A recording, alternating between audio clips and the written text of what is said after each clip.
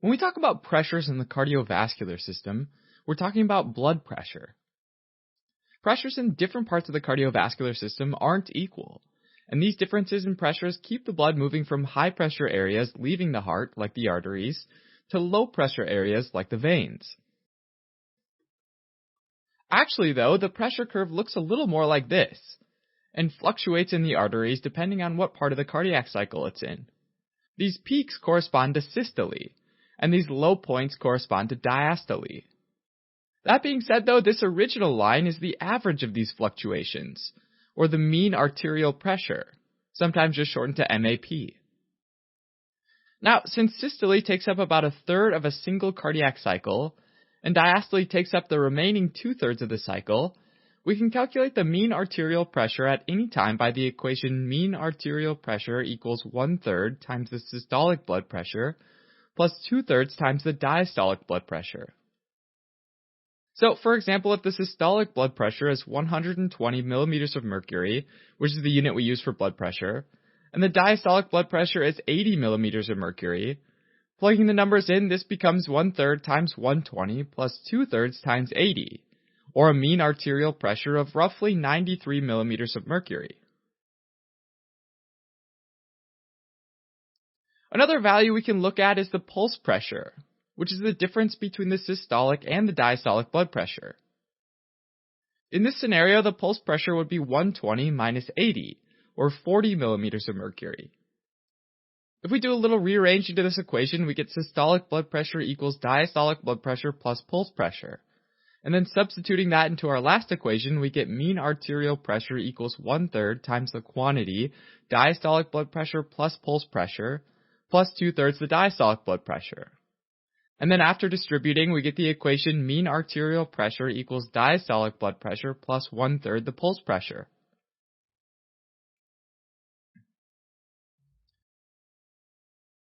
Now, looking at these fluctuations on the arterial side, there's a couple important things to notice. First of all, on the downswing of the curve, there's a sharp pressure drop followed by a rise again, forming what's called the dicrotic notch, or incisura. As blood is ejected out into the aorta, pressure rises really fast. And then as the heart starts to relax, a tiny amount of blood flows back into the ventricle, which causes the valve to snap shut and the pressure to fall. That snapping shut of the valve causes it to recoil back a little bit into the aorta, which causes a brief increase in the pressure of the aorta. And then finally, the pressure falls as the aortic valve settles.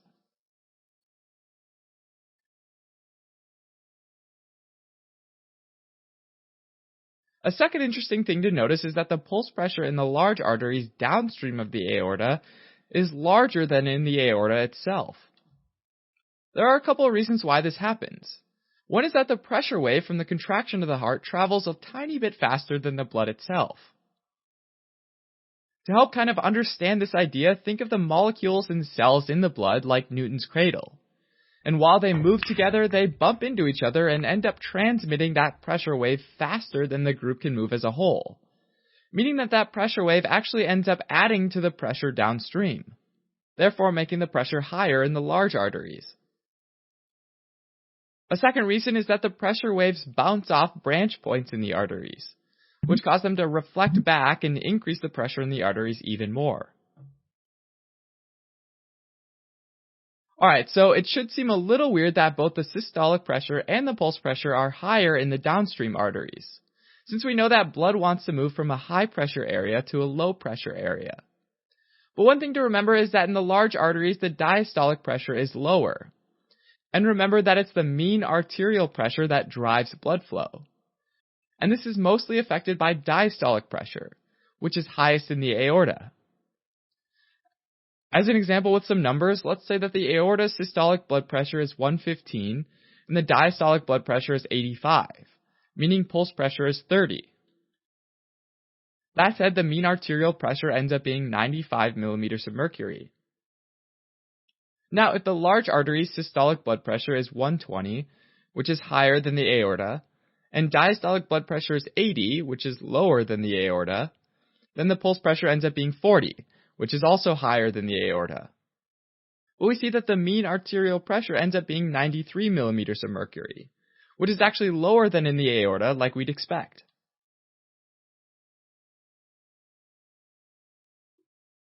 Alright, so as we move out of the arterial tree, the pressure gets lower and lower as the arteries branch out into smaller and smaller arteries, and then arterioles and then capillaries.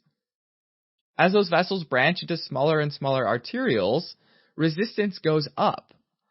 According to the equation flow rate Q equals change in pressure, or pressure initial minus pressure final, divided by resistance, with increased resistance, the pressure final or downstream pressure must decrease, which increases the change in pressure and keeps the flow rate constant.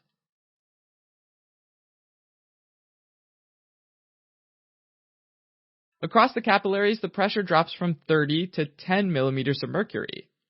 So the pressure drop is greater across the arterioles than the capillaries, even though the capillaries are even smaller, which means even more resistance.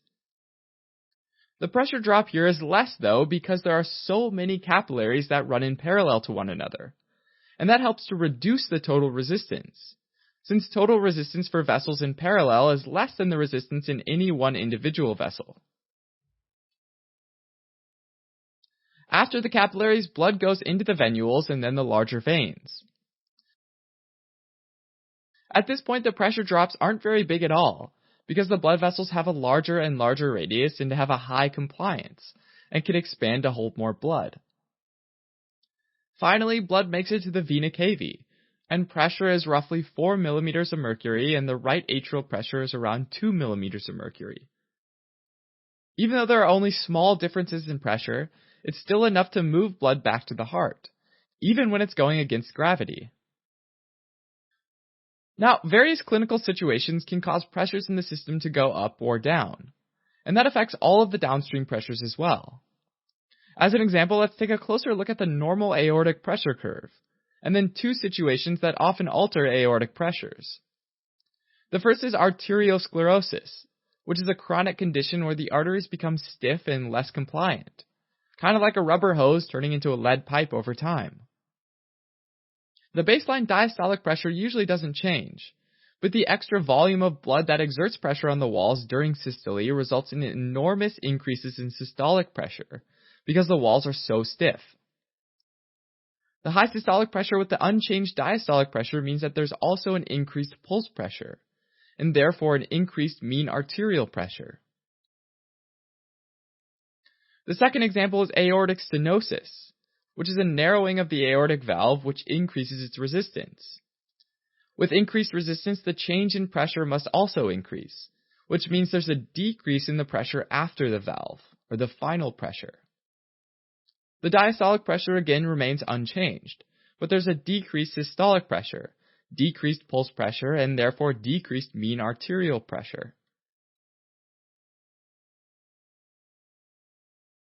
Alright, so this whole bit that we just talked about is the systemic circulation. But once blood gets to the right atrium, it enters into the right ventricle and the pulmonary circulation.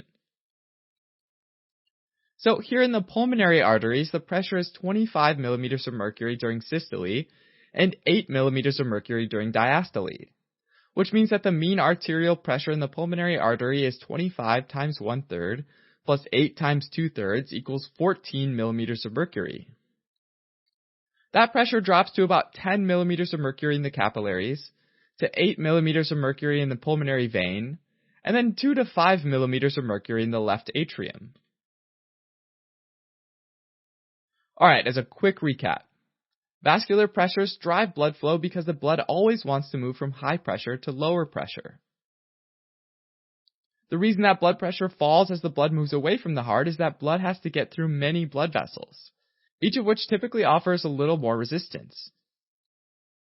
In the arteries, there are also pulsations or pressure fluctuations, and they get larger in the downstream arteries and then disappear in the arterioles. But mean arterial pressure always falls as the blood goes downstream.